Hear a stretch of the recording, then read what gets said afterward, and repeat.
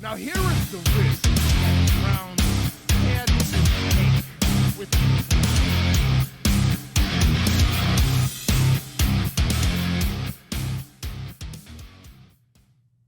I love you, Cleveland, and I love you, Ohio. And a very pleasant welcome to this week's version of Bonus Time with Drennan here on the Big Play Sports Network, brought to you by our good friends at FanDuel. Hi, I'm Bruce Drennan, along with Ryan Smith. Great to have you aboard, wearing my Browns shirt today in celebration of a victory. We don't get to do that often, but I wanted to do so today, Ryan, in celebration of a glorious win against the awesome Miami Dolphins. Yeah, awesome is quite the way to describe that team over there in Miami.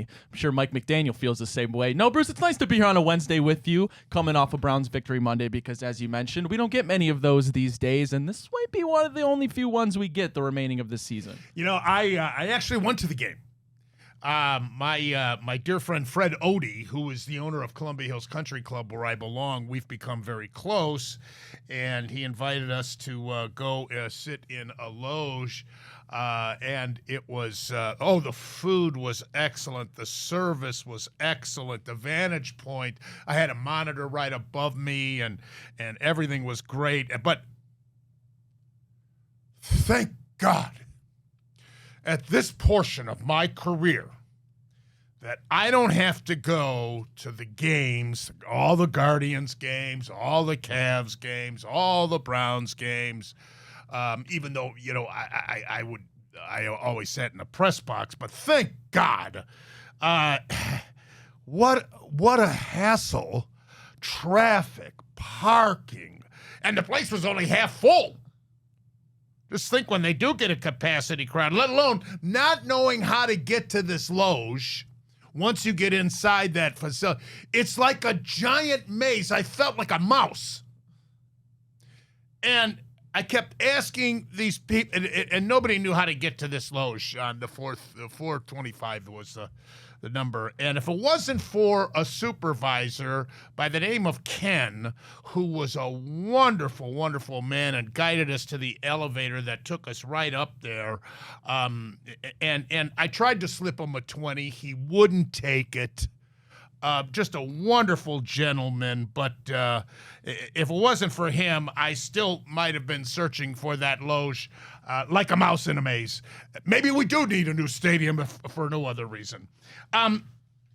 As far as our big 31-6 victory against the pathetic Miami Dolphins, and I do mean pathetic, one thing that's proven for sure is how bad this Miami team really is. It's about time, though, for the Browns. And they earned this victory. Don't get me wrong. I applaud them for this win. I predicted that they could win 6 games this year. Obviously, the first win against Green Bay was a gift because of that stupid pass that Jordan Love threw. But this was no gift. The Browns earned this win. But the Dolphins did everything and more to make it as easy as possible for the Browns in this game. And the once highly regarded quarterback Tua of Miami threw 3 interceptions. He had a slew of horribly thrown passes. And as a result, he achieved a career-low 24.1 quarterback rating. I don't know if I've ever recalled the quarterback rating being that low by anybody. He was so bad that head coach Mike McDaniel had to replace him with rookie Quinn Ewers from Texas at the end of the game. Our special teams forced a fumble that resulted in a Keyshawn Judkins touchdown, one of 3 for the former Ohio State standout, who again played a great game, gaining 84 yards on the ground. Jim Schwartz's Browns defense was all over Tua all day long. And this win for our team was the first game this season that we were able to score more than 17 points, thanks to a Miami team that was expected to be a playoff team this year. Now, if you were a Miami fan or a Miami talk show host, are you not calling for Mike McDaniel's job? I mean, come on. Finally, I couldn't think, but I couldn't help but think as we followed Ken, this nice gentleman supervisor there, trying to find our loge, noticing that some of the Miami fans may have been there's always visiting fans and wearing jerseys. A lot of them could be Clevelanders who transplanted, but you have to think that some of those Miami fans wearing Miami gear actually came from Miami. They made the trip up from Miami, from the Sunshine State, to see their lousy team play our lousy team in a monsoon downpour in the first half. And my advice to those idiots, get a life. Ryan? That win on Sunday, it's exactly the formula that the Browns are going to need to continue to employ should they win more games this season. Your special teams can't make mistakes. You forced the fumble, as you mentioned, which was huge. Andre Schmidt had a good day. He was perfect. And you rely on your defense to, well, in this case, score touchdowns, but also continue to put your offense in good field position. Quinshon Judkins was pretty much the only bright spot on the offense. Dylan Gabriel, again, no turnovers. Could have had a couple, but he got a little bit lucky. You got to just run the ball. You got to limit the turnovers, as Dylan Gabriel has continued to do, so I give him credit for that. And you just got to kind of wear away the offense. You know, Mike McDaniel, obviously people are calling for his job right now. I remember him being the hot shot coordinator when they put up 70 points in his first year against Denver. They stink. But when adversity hits, when injuries pile up, how are you going to command your team? And Mike McDaniel has done a horrible job. Sure, we'll talk about Kevin Stefanski, but a week of kind of grace for him. We'll see how the rest of the season plays off. A much more difficult matchup in New England. Not a lot of people going to be picking the Browns to win that one. Yeah. But for how the season has gone, I know a lot of people are pretty happy, and we'll take the wins when they come. You know, we got there early, so I was able to see the kickers from both teams warming up, and Schmidt was booming them from 50 yards plus. And it was raining. It was a heavy rain before the game even kicked off. He was booming them, and both ways too. So I'm real happy for the kid, especially the way it started off with that game against Cincinnati. All right, when we get back, we'll dive into the rest of the NFL action over the weekend. We've only just begun bonus time on Big Play. The Big Play Sports Network is brought to you by Smart Choice Windows, energy-efficient products at an affordable price. Visit smartchoicewindows.com today. Let me start recapping the NFL action with that game last Thursday night. Cincinnati 33, Pittsburgh 31. Joe Flacco, 342 yards and 3 touchdowns, no picks. I guess he likes throwing to Jamar Chase and T. Higgins a little more than the Browns' receiving room. But it helped that Chase Brown rushed for 108 yards. Cincinnati scored on 7 of their last 8 possessions in this game. And what happened to that stingy Pittsburgh defense? The Steelers fall to 4-2. Cincinnati now 3-4. The Browns, believe it or not, are not in last place with our win against Miami. But think about the next time we play Cincinnati with Flacco at QB, Ryan. Yeah, I wonder if at that time Joe Burrow will be back healthy. If not, that'll certainly be interesting. Yeah. But I mean, the Bengals, they won the way they have to. Their defense stinks. They're going to give up 30-plus points pretty much every game, so they got to have firepower of their own. Joe Flacco turning back the clock a little bit. Chase Brown finally actually being able to run the ball for the first time this season. And how crazy is it seeing Joe Flacco on a 3rd and I believe 14 running the ball for a first down? Never in my life did I think I'd see that. L.A. Rams doing a job on Jacksonville across the pond. Rams quarterback Matthew Stafford throwing for 5 touchdowns in this game. That's a first for an NFL international game, by the way. And Stafford has thrown 12 touchdowns with no interceptions in his last 4 games. The only highlight for the Jaguars was rookie two-way star Travis Hunter, who scored his first NFL touchdown.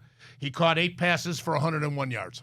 Yeah, and that's without Puka Nacua, the Rams putting in the work against the Jacksonville Jaguars. I continue to stand by my agenda. They aren't that good. They had an easy schedule to begin the season. Now they're playing some real perennial playoff teams, and the light is starting to come to fruition for the Jaguars. So much for one of the oldest rivalries in pro football, going back to the old AFL days.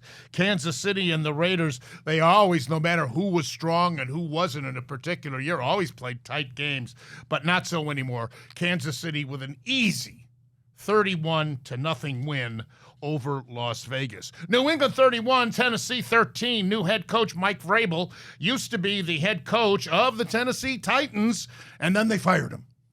Well, he got his revenge. This was a big game for him. His second-year quarterback, Drake May, had a great game, 21 of 23, 222 yards, 2 TDs, no picks. Quarterback rating 135.9, and he bested number 1 pick Cam Ward for this victory. Patriots 5-2 now in sole possession of first place in the AFC East. And next up, the Cleveland Browns. You knew when Mike Vrabel took that job, he was going to get the defense upright. The question was, is Drake May going to take that next step? And he certainly has. He looks like the next blue-chip, young, great quarterback in the NFL. And they're doing all of this, by the way, with Travion Henderson not really doing much. It's a scary sight. Stephon Diggs has come in and been wonderful. Drake May's best weapon. Drake May right now playing like an MVP candidate. Watch out, the AFC East. Indianapolis 38, the LA Chargers 24 in LA. Hello, the Colts have the NFL's best scoring offense. They're the first NFL team to reach 6 victories this season. Quarterback Daniel Jones threw for 2 touchdowns, and Jonathan Taylor ran for 3. And this is the Colts' best start since 2009. Colts led the game 23-3 at the half, and Jim Harbaugh's Chargers never led for the 3rd time in 3 games, despite Justin Herbert playing a career high 420 yards and 3 touchdowns. However, he was sacked 3 times and picked off twice.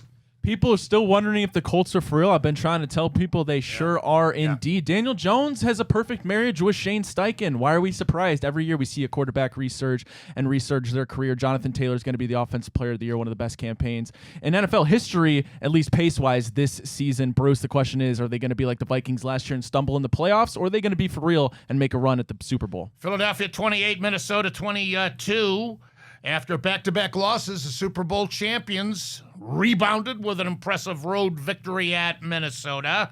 Jalen Hurts threw for 326 yards and 3 TDs in this game. Vikings quarterback Carson Wentz, 26 of 42 for 313 yards, but he threw 2 costly interceptions in his own territory. Eagles finally getting something cooking on offense. Saquon Barkley, another quiet game, but Jalen Hurts was actually able to throw the ball around the yard and get some receivers involved. Minnesota needs J.J. McCarthy back, and they're going to be without him again on Thursday night, Bruce. Right. Dallas 44, Washington 22. All of a sudden, the Washington Commanders, who were considered a serious contender for the NFC crown entering this year, now look not only to be very beatable, but they may be hard-pressed to even make the playoffs the way things are going, especially with Jaden Daniels' nagging knee injuries. I can't say anything more than Dak Prescott is earning every dollar of his contract playing like an MVP candidate right now. CeeDee Lamb finally back. George Pickens on a contract year. They're the best receiving duo in the NFL right now. The question is their defense going to be good enough to get them back to the playoffs? We'll see. San Francisco 20, Atlanta 10. The Niners won for the 4th time in 5 starts, with backup quarterback Mac Jones playing in place of Brock Purdy. However, when Christian McCaffrey rushes for 121 yards and 2 touchdowns, and he catches 7 throws for 72 yards, it makes it a little easier for the backup quarterback, I'd say. Meanwhile, after upsetting Buffalo the week before, the Falcons came crashing down to earth. Christian McCaffrey still one of the best players in the NFL when he's healthy. Mac Jones has been doing enough. I know they're excited to get Brock Purdy back, but 6-2 the 49ers, and it just goes to show Kyle Shanahan, a great coach. Despite all the injuries, good teams find ways to win, and the 49ers are a perfect example of that. Detroit Lions 24, Tampa Bay 9. The Lions outgained the Bucs by more than 200 yards in the first half in this game, but miraculously Tampa Bay was still in the game because the Lions had a pick, turned it over on downs, had a fumble, and a missed field goal. Jahmyr Gibbs, though, rushed for 136 yards, 2 touchdowns as Detroit improves to 5-2, and Tampa Bay falls to 5-2. Yeah, Detroit, they should have won this one, and they did. Buccaneers, just the injuries continue to pile up. Mike Evans now going to be out for the most of the season, if not all of it. That the 1,000-yard streak is going to end. Emeka Buka still steps up, but I don't know if Baker's going to have enough weapons to win MVP down the stretch. I know I want to see him do it, but a bad injury luck year for Tampa Bay. And finally, Seattle 27 and Houston 19. Neither Sam Darnold nor C.J. Stroud had a great game in this one, but Seahawks receiver Jackson Smith and Jigbo did. 8 catches, 128 yards, and a touchdown. He's having a career year. Sam Darnold is doing enough, and the Seahawks right now, I can confidently say, at least in terms of productivity and consistency, have the best defense in the NFL. We shouldn't be surprised. Mike McDaniel was one of the best defensive coordinators in the NFL in Baltimore, and now he's doing it as a head coach. We said this last week. We'll reiterate. I don't think right now you can pick the 2 teams from the AFC and the NFC for sure that are going to get to the Super Bowl. I think it's that wide open. Would you agree, Ryan? I would completely agree. Obviously, you have some contenders. The Chiefs, I still want to say they're the favorite because Rashee Rice is coming back and the offense looks good and you know the pedigree. But then you flip it over for the NFC, I would say probably the Packers. But Dallas is playing better. The Eagles, you can never count them out. And then you have teams like the Seahawks coming out of the woodwork. All right, when we get back, we'll see how Ryan and myself did with the picks last week against the spread. That's next. Bonus time with Drennan. Big Play Sports Network, brought to you by FanDuel. The Big Play Sports Network is brought to you by Lake Spur Marketing, connecting your brand to the right customers. Visit lakespurmarketing.com today. Well, my partner Ryan needed a big week, and he got one. That's for sure. He caught up to me. I hate to say, but Ryan wound up going 6-1 on the week. Wow. We had 7 games, and he was 6 out of 7. I was 3-4. So on the season, going into this week's picks, this is against the spread now. I've been correct 19 times and wrong 18. Ryan has been correct 19 times and wrong 18. Wow. How about that? Let's do it, Bruce. Here we go. Cleveland +7 at New England. I have to go New England, Ryan. I'm sorry. I'm going New England as well. I think the only way the Browns stand a chance even to cover is if you have multiple turnovers from the Patriots on the road. Dylan Gabriel offense isn't going to be able to score 20 points. I think that's safe to say. New England covers. Minnesota is getting 3 points at LA against the Chargers. In prep of this game and this pick, I went back and forth. Do the Chargers not have to win this game? I mean, the heat's got to be on Harbaugh, especially in L.A. where the Rams are rolling right now. I got to pick the Chargers in this one reluctantly.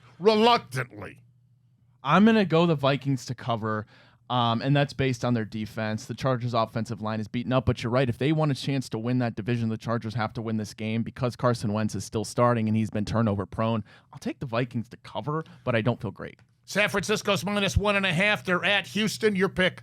Oh, I'm going the 49ers. How do I bet the Texans? I can't. I agree all the way. Next, Dallas is getting 3 at Denver. I'm going to go with the home team. It's always difficult to win in Mile High when the Broncos have a good team. And Knicks and company, they've got a good team this year.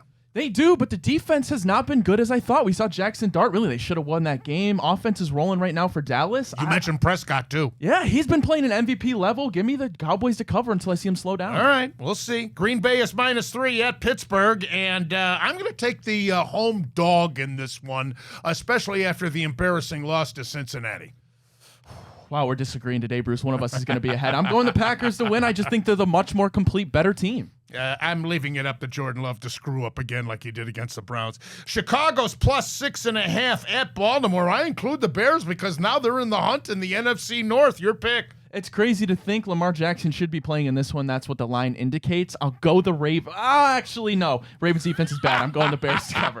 I can't do it. 6.5 is way too much now that I think about it. I hear Jackson's returning, so I got to go Baltimore, and they desperately need a win if indeed they are going to qualify for the playoffs again. All right, we shift our attention to the college ranks, and oh, brother, have we got a lot to cover when it comes to college football next on Bonus Time here on Big Play. The Big Play Sports Network is brought to you by Garage Beer. No bitterness, no frills, no IPA, just beer-flavored beer. Find local retailers who sell garage beer near you by visiting drinkgaragebeer.com. The way Ryan and I cover college football for you as we go through the latest AP Top 25 rankings until the committee comes out with theirs, which should be in, a couple, 3 weeks, I think, huh, Ryan? That's got to be getting close to the committee. Yeah, it's crazy to think we're already week 9, Bruce. Yes. It's got to be soon. Yeah. Ohio State is still number 1, 34-0 victory over Wisconsin. You know, in Madison, University of Wisconsin, ever since I was just a young kid, had a reputation as a party school. I don't know how they can be partying with Fickle as their coach. Bye-bye, Fickle, Ryan's former coach coming out of Cincinnati. Bye-bye. Cry me a river, Bruce. It's crazy to think the amount of D1 coaches that are getting fired this season, but Luke Fickle has run that program into the ground, and I'm not here to cry about it. Saying 36 of 42, 394 yards, 4 touchdowns, a 194 quarterback rating, leading candidate for the Heisman. And the next game's against Penn State, which at the beginning of the season we thought was going to be a big one. My goodness, Ohio State, I haven't looked at the line. If you looked at the line, it's got to be huge. I have not looked at the line, but it wouldn't surprise me. Julian Sayin, obviously a Heisman candidate. The one question was a freshman quarterback. Is he going to be able to command the offense? He hasn't had to do too much, but he's been playing his role perfectly, and I wouldn't be surprised if he ends up winning the Heisman. Ohio State's undefeated. Indiana's number 2 in the country. Can you believe it? They're up 1 spot. Hoosier quarterback, Fernando Mendoza. He's getting a lot of attention from the pro scouts, too. 24 of 28, 332 yards, 4 touchdowns. And Indiana now 7-0 with their 38-13 victory over Michigan State, who was supposed to be improved this year. I don't buy it. And their next game, the Hoosiers, they entertain UCLA. They should remain undefeated, I think. Good for Curt Cignetti and good for Indiana. I like to see him stay in there. You're building a powerhouse. Continue to build it. Penn State will go after him, but why would he leave Indiana? Exactly. That's the nice part of college football, the transfer portal, NIL. These coaches realize they could build something special and stay there. They don't have to use these programs as stepping stones like Luke Fickle did. Stay where you are, build a program, and build something special. Texas A&M is number 3. They went up 1 spot with their 45-42 victory over Arkansas. Aggies were able to hold off the Razorbacks in this game. A&M led only 38-35 with less than 10 minutes to play. The Aggies are now the only undefeated team left in the SEC, and their next game is at LSU on Saturday. That's a big one. Marcel Reed is playing phenomenal. Mario Craver, one of the best receivers in the entire country. SEC is open as it's ever been. I would love to see Texas A&M win the SEC this year, Bruce. Alabama's number 4. They're up 2 spots in the AP. 37-20 victory over Tennessee. This is the Tide's 4th straight win versus a ranked team. The Bama defense prevented Tennessee from scoring 30 points for the first time this year. They go to South Carolina Saturday. Tennessee at 5-2 is now down to number 17 in the rankings. That's down 6 spots following this loss. And their next game is at Kentucky. They're just about out of the playoff picture, I would think. You know, I keep saying it every week, but what a turnaround for Alabama ever since that week 1 horrible loss at Florida State. Ty Simpson has been one of the best players in the country. After that, they have one of the best passing offenses in the entire country. The question is, can they run the ball on a consistent basis? If they can, I'd imagine, Bruce, they're going to be one of the favorites to win the national championship. Georgia's number 5. They went up 4 spots in the rankings following their 43-35 victory over Ole Miss. What a great game this was. If you watch it, you'd have to agree. The Rebels led 21-20 at the half. The Dogs staged a big comeback in the second half and in the fourth quarter particularly. Trailing 35-26 at the start of the fourth quarter, Georgia has trailed in 4 of their 5 SEC games so far at the half. Head coach Kirby Smart versus Lane Kiffin. Both Georgia quarterbacks, Gunnar Stockton and Mississippi quarterback Trinidad Chambliss, were great in this game. This was the Rebels' first loss. Both teams are now 6-1, are still serious contenders for the playoffs, along with fellow SEC contenders Texas A&M, Alabama, Texas, Oklahoma, and believe it or not, Vanderbilt and Mississippi. You hit the nail on the head, Bruce. Georgia's a phenomenal team. We're just waiting to see them put together for 4 quarters. The Tennessee game, they had to come from behind. And this one, they came from behind. The Alabama game, they almost came back from behind and won. They just got to put it together for 4 quarters, and they can repeat and win the SEC. Number 6 is Oregon. They're up 2 spots following a trouncing of Rutgers 56-10. Their next game's at home against Wisconsin. That could be it for Fickle if he gets annihilated, which he will. Number 7 is Georgia Tech. They're up 5 spots in the AP with a 27-18 victory over Duke. Now, this game was tied at 7 at halftime, and this is the first time since 1966 that the Rambling Wreck has started 7-0. Yellow Jackets are now the only undefeated team left in the ACC following Miami's upset loss to Louisville.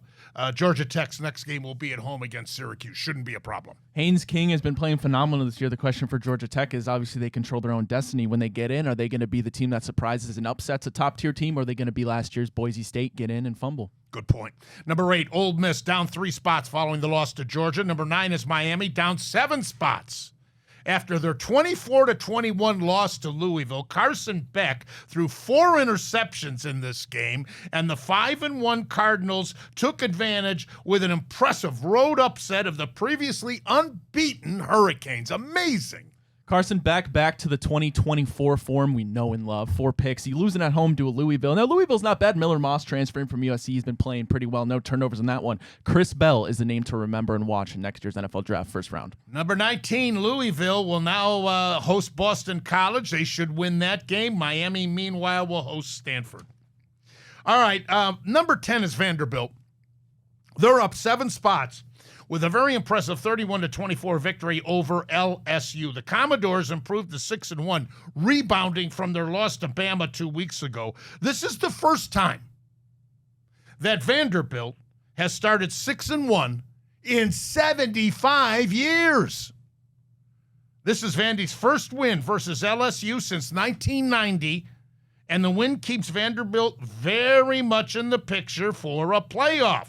Now, they're going to play Missouri on Saturday. Who would have thought that at the beginning of the season that this would be such an important game, but it is. Meanwhile, this loss just about dooms Brian Kelly's Tigers from getting to the playoffs, although they possibly could get back in the conversation if they beat undefeated Texas A&M at home on Saturday. You know, Bruce, Brian Kelly is the exact reason why Ohio State fans should appreciate so much Ryan Day. He continually wins games. Yes, the Michigan is the bugaboo, but you look at Brian Kelly, another disappointing for LSU, and I got to wonder what that buyout looks like, because I know the Tiger faithful aren't happy with Brian Kelly. Number 11 is BYU. They're up 4 spots with a 24-21 victory over the Utah Utes. Huge rivalry here.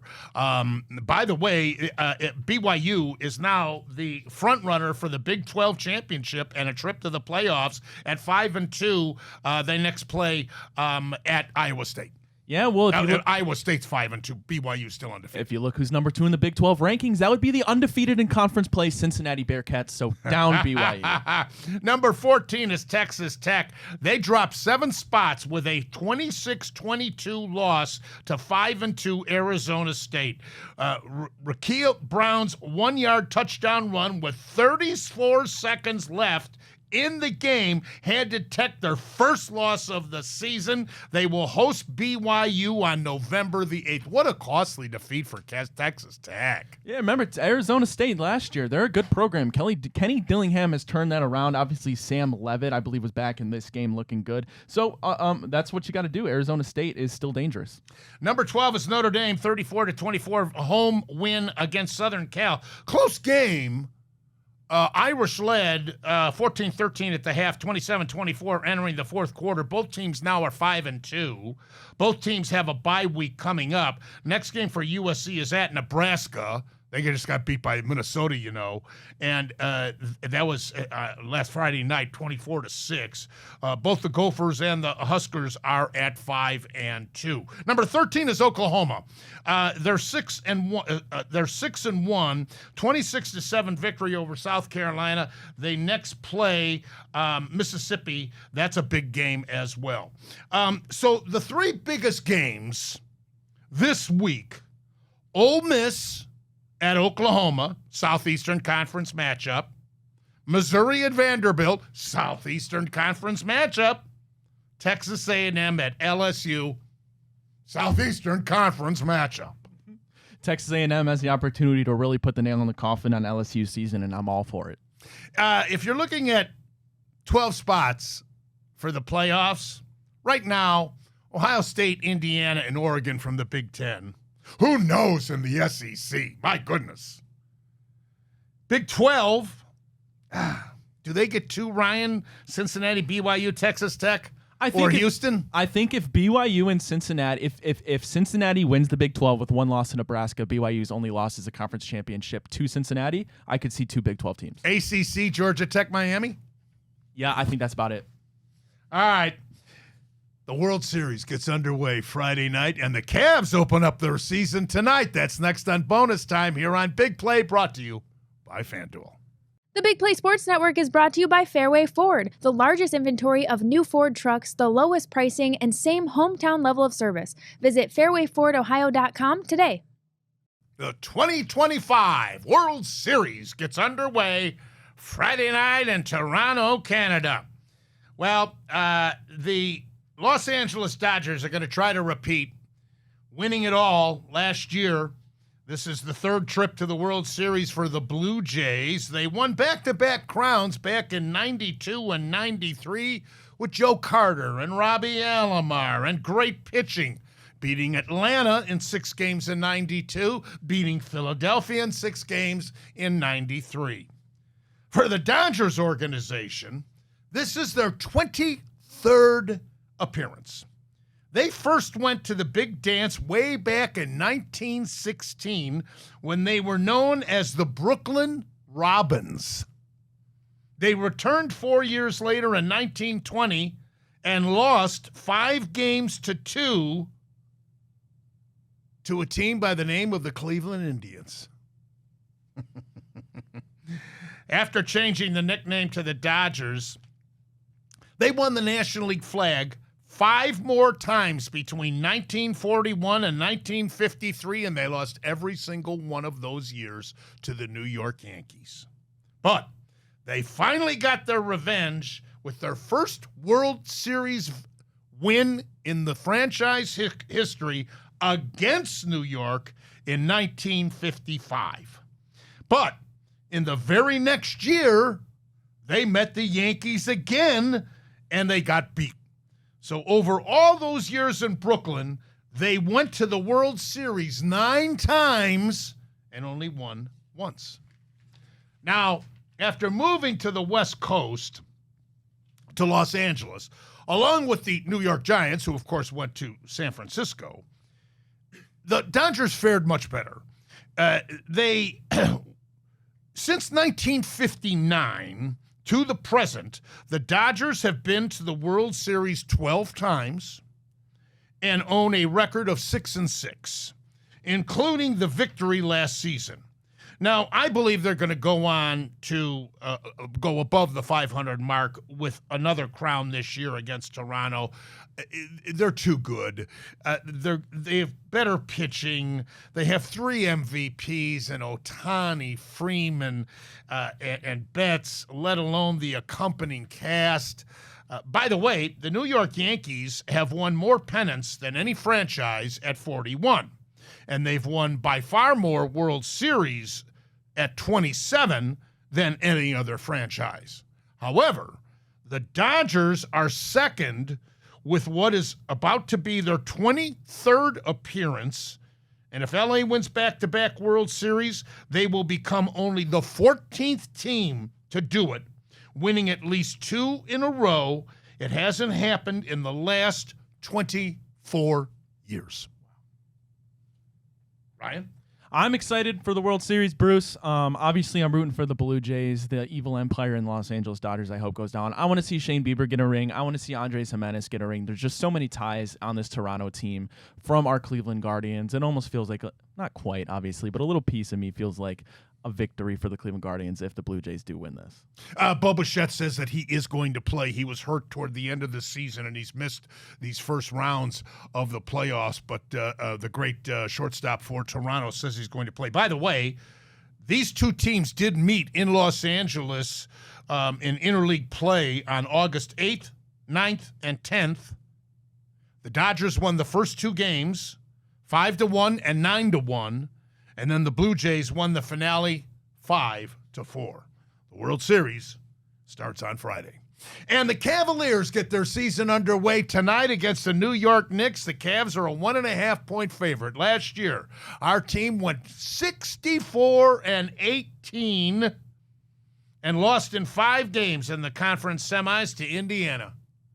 New York went 51-31, and they lost in the conference finals to Indiana in 6 games. Former Cavs coach Mike Brown replaces Tom Thibodeau. New York hasn't won the NBA title since 1973.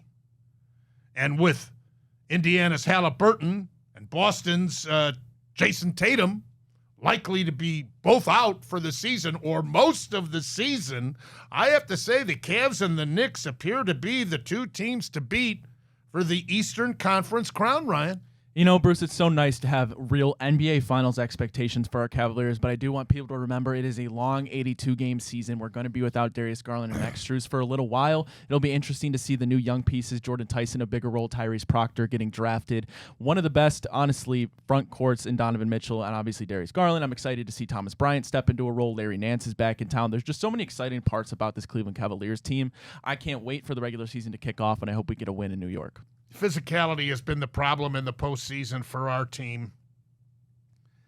Can they finally get more physical and get over the hump in the playoffs? I think they're going to have a fabulous regular season again. I wouldn't be surprised. In fact, I would predict they'll again have the best record in the Eastern Conference, but it doesn't mean a thing when it comes to the postseason. We've seen that with this version of the Cavaliers the last few years. You know, I think the addition of Thomas Bryant is huge in that physicality. He's a guy who's been there. He's not afraid to get a little bit physical. Bruce, I think this is the year we finally see it happen. Evan Mobley, if he evolves on offense, he could be an MVP candidate. They have all the right pieces, Bruce, but it's up to them to hoist that Larry O'Brien. Well, last night the NBA season got underway with Golden State knocking off the L.A. Lakers minus LeBron James, who's going to be out until, mid-November, I guess. 119-109, the final score, despite the fact that Luka Doncic had 43 points, 12 rebounds, and 9 assists in this one, Ryan. Yeah, Luka is amazing. He's going to continue to be amazing, but the Lakers call for what it is, especially without LeBron. I think they stink. They have no big. DeAndre Ayton is bad. They don't have depth. That's why LeBron wanted out. Yeah. He wanted out. I believe he wants out, and I believe kind of maybe a conspiracy. He wants to be really healthy for next season when he might go into his final year on a team of his choosing, so he's taking it a little bit light this season. How good is Houston? Last night, the world champ Oklahoma City Thunder beat him 125-124. They're very good. They're a Durant. big physical team, obviously adding Kevin Durant, an elite scorer. Alperen Sengun is a phenomenal player we saw, and then they got guys like Amen Thompson who play really physical defense. They're a force to be reckoned with. Is there anybody else in the East besides the Knicks? I mean, obviously Boston's Boston and Indiana's Indiana, but missing those 2 key parts has got to really hurt them for a good portion of this season. Is there anybody else in the East? It's really the Cavs and Knicks, Bruce, and obviously like the Orlando Magic are a young upstart team. They got Desmond That's Bane. true. They're going to be physical. And they're physical. The Detroit Pistons are an improved team under J.B. Bickerstaff, but we know the lulls in the postseason that J.B. Bickerstaff brings. So if there's a chance to win the East, it's this year, Bruce. Tip it off. Tonight, Cavaliers in New York. All right, Ask Bruce segment. That's next. Bonus time with Drennan here on the Big Play Sports Network.